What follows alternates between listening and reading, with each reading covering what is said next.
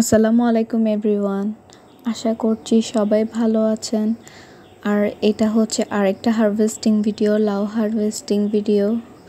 আর এটা আমাদের গাছের সব থেকে বড় লাউ, ইভেন সবার লাস্ট লাউ।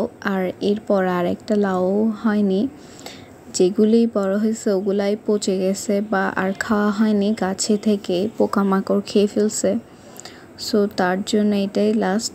আর গাছটাও মরে গেছিল এরপর। আর এটা আমি কাটতেছিলাম, যেহেতু একা কাটতেছিলাম, সাথে কেউ যায়নি। সো ভিডিওটা তার জন্য একটু করতে কষ্ট হচ্ছিল, যেহেতু এক হাতে মোবাইল ছিল, দেন এক হাতে এই লাউটা ছিল। আর এই লাউটা অনেক বড় ছিল, ইভেন পড়ার পর নিচ দিয়ে ফেটেও গেছে।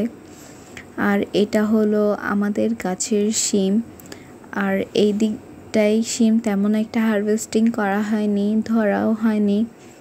আর এই শিমগুলো একদম লাস্ট হারভেস্টিং, মানে এর পরে আর হারভেস্ট করা হবে না, গাছগুলোই কেটে দেওয়া হবে। এখন আপনারা অনেকে বলতে পারেন লাস্ট হারভেস্টিং তো এর আগেও করা হয়েছে, বাট ওগুলো অন্য গাছের, এটা একটা গাছের। এটা আমরা 3 জায়গায় 4-5টা করে গাছ রোপণ করছি।